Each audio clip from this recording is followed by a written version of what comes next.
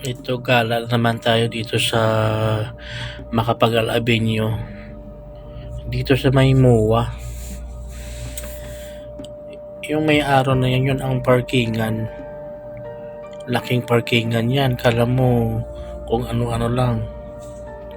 Pero parkingan lang yung building na yan.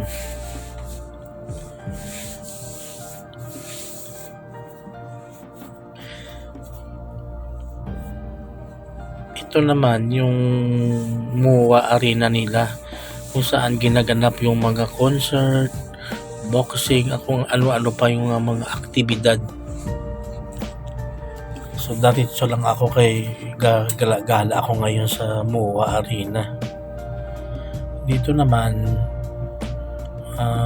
makikita natin yung globo dito na kung saan mayroong circle na nag-iikot ang mga sasakyan dito palabas ng EDSA. Malaking globo ito. Yung MOA Arena lang ang meron nito eh. Yan, pag kumanan ako dyan, papapunta ng EDSA yan. So, ang gagawin ko, maikot lang ako. Dahil gala nga eh. Gumagala lang ako dito ngayon. So, maliwalas ang panahon, maganda ang paligid, wala traffic. Kaya sarap mag-drive pag ganito ang takbo ng daloy ng traffic. Iikot ako sa kabila kasi hanap lang ako ng parkingan. Diretso lang ako sa magandang mga lugar at saka mga matataas na mga building. Kay ganda nga naman ng MOA. Tingnan, kaliwaan, kanan, mga matataas na mga building.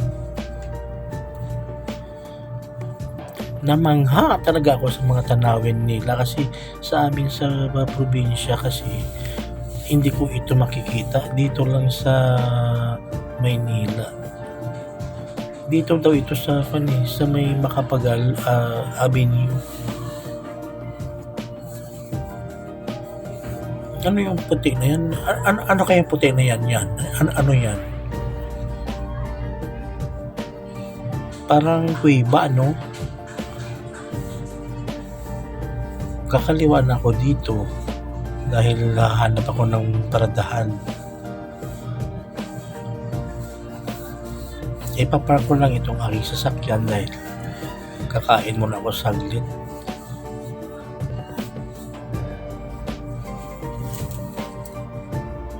Ito may paradahan. Papasok ako dito. Madalas ako nagpa-park dito eh. Ang luwag ng MOA dito, ang mga parkingan nila sa bandang seaside.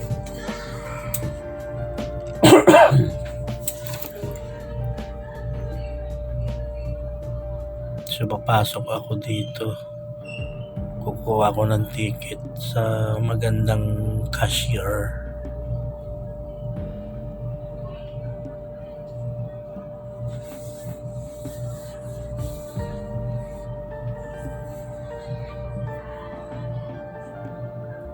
Nung nakuha ko na yung ticket, tumudiretso na ako dito pa kanan.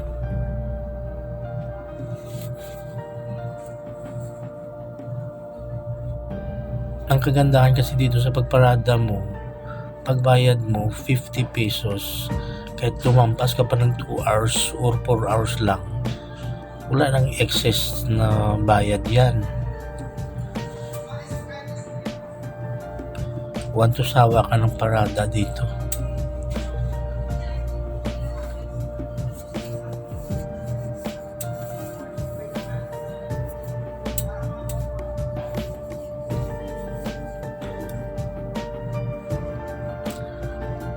Tara na mga kaibigan, paparada na ako. Bye-bye! Kain na tayo!